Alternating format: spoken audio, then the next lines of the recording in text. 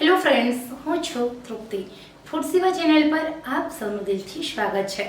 ખરેખર તમારા ભોજનની અંદર આ બે વસ્તુ એડ કરો, તમારું વજન ખરેખર વધવાનું બંધ થઈ જશે. ધીરે ધીરે તમારું પાચન તંત્ર છે તે મજબૂત થશે અને તમારું વેઇટ લોસ થશે.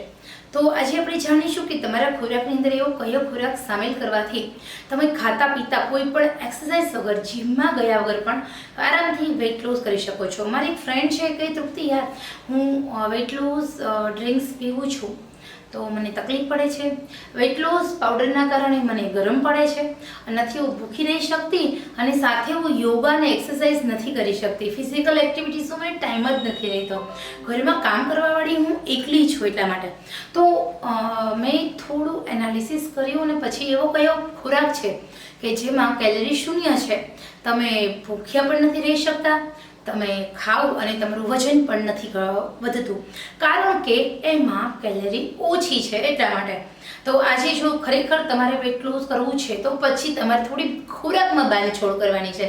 તમે નથી ફિઝિકલ એક્ટિવિટીઝ કરી શકતા, તમે નથી ચાલી શકતા, તમે બેઠાડું જીવન જીવો છો, તો તમારે વજન જ ઘટાડવું છે તો તમારા ખોરાકની અંદર તમારે શાકમાં આ બે શાક એડ કરો, દૂધી અને પાલક.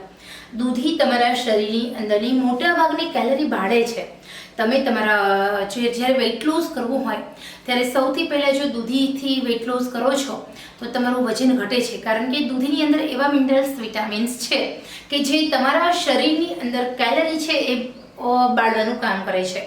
દૂધીની અંદર કેલરી શૂન્ય છે. દૂધી લાંબા સમય સુધી તમારું પેટ ભરેલું રાખે છે, તમને ભૂખ્યા રહેવાનો અહેસાસ નથી થવા દેતી. દૂધીની તાજી ઠંડી તમારા શરીરની જઠરાગ્નિ શાંત કરે છે. તો દૂધી કેવી રીતે ખાવી? તો દૂધીને છીણી અને દૂધીની ખીચડી બનાવો અને ખાઓ ઓછા તેલમાં એનો વઘાર કરીને.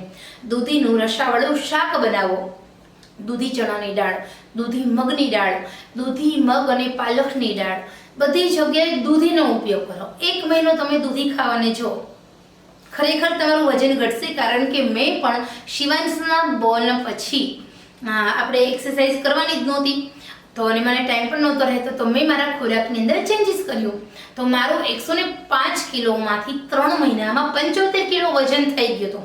તો શેના કારણે? તો દૂધીના કારણે. અને આ પ્રયોગ મેં પોતે અનુભવેલો છે, એટલા માટે હું તમારી સાથે શેર કરું છું કે તમે દૂધી 8 દિવસ સુધી કન્ટિન્યુ ખાઓ અને પછી જુઓ તમારું વજન ઘટે છે કે નહીં.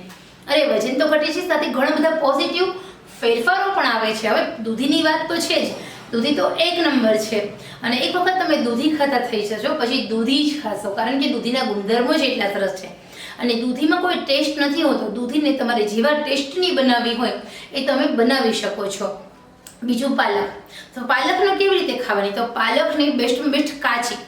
અહીંયા તો હું પાલક છે ને એને મસ્ત મજાની રોજ એક જોડી પાલક છે ને એ લાવું છું. શિવાંશને ઓટ્સ, પાલકવાળા ઓટ્સ બનાવીને ખવડાવું છું અને આપણે અડધી જોડીનું પાલક હોય એનું જ્યુસ બનાવીને આવવાનું. કેવી રીતે? તો 1 વાટકી પાલક, 4 થી 5 ફુદીનાના પાન, 4 થી 5 કોથમીરના પાન, અડધી ચમચી કડવા મેથીના દાણા સૂકા અને સાથે 3 મરી દાણા અને નાનકડો એવો મગના દાણા છે તજનો કટકો. આ બધી જ વસ્તુ મિક્સ કરવાની છે અને સવારની સાંજ 2 ટાઈમ આ પાલકનું જ્યુસ પીવાનું છે. ખરેખર તમારું વજન તો ઘટશે, સાથે કેટલા બધા શારીરિક પોઝિટિવ ફેરફાર. હિમોગ્લોબિનની ઉણપ નહીં થાય, પગના દુખાવા નહીં થાય, પીનીના દર્દ નહીં થાય, ખરતા વાળના પ્રશ્ન નહીં થાય, સ્કિન પર કરચલી નહીં પડે, થાક નહીં લાગે, નેગેટિવ થોટ્સ નહીં આવે, ગુસ્સો નહીં આવે અને સ્ટ્રેસ તો કે થશે જ નહીં. આ 2 વસ્તુ એવી છે જે લાખ રૂપિયાની દવા સમાન છે. કોઈ પણ આયુર્વેદિક ઔષધિની પણ ભાગ છે આ 2 શાકભાજી. તો ખરેખર આ એક રીતે નહીં, ઘણી બધી રીતે ઉપયોગી છે. વજન તો ઘટશે, સાથે ઘણા બધા પોઝિટિવ ફેરફારો થશે. આશા રાખું છું 2 શાકભાજી નથી ખાતા તો ખાવાનું રાખી દો. 100 વર્ષ સુધી વૃદ્ધ તો નહીં થાવ, પરંતુ 100 વર્ષ સુધી કોઈ બીમારી પણ નહીં આવે. તો આશા રાખું છું કે જો તમને પણ એવું થાય કે તમારા ઘરમાં કોઈને ડાયાબિટીસ છે અને તમને વંશ પરંપરાગત ડાયાબિટીસ આવવાની શક્યતા છે તો આજથી દૂધી પાલક ખાવાનું સ્ટાર્ટ કરી દો. વજન ઘટાડી નાખો. પેટની ચરબી બિલકુલ ન હોવી જોઈએ અને સાથે સાથે તમે ભલે 80 કિલોના 100 કિલોના કેમ નથી રહેવાનું, વજન આપણું વારસાગત હોય તો રહે, ઓકે, મસ્ત હષ્ટપુષ્ટ તંદુરસ્ત રહેવાનું, પરંતુ હા આપણું ટમી બહાર ન નીકળવું જોઈએ. બસ પેટની ચરબી હશે તો બધા જ રોગો એ સરસ મજાના વગર આમંત્રણે મહેમાન બનીને આવશે અને પછી એ ઘર કરી જાય છે, તમારા શરીરને જતા નથી. તો આ જો મારી માહિતી તમને ટ્રસ્ટેડ લાગી હોય, વિશ્વાસપાત્ર લાગી હોય તો ખાનપાનમાં થોડોક ફેરફાર કરો. બટેકા ન ખાઓ, કાર્બોહાઈડ્રેટ્સ વાળો ખોરાક ન ખાઓ, બને એટલું વધારે આ 2 ખોરાકનું સેવન કરો અને સરસ મજાનું વજન ઘટાડો અને સાથે ઘણા બધા રોગોથી દૂર રહો. તો આશા રાખું છું સરસ મજાની માહિતી પસંદ આવી હોય તો દિલથી લાઈક, શેર, સબસ્ક્રાઈબ કરશો. ચલો આપણે ફરી મળીએ, ત્યાં સુધી આવજો.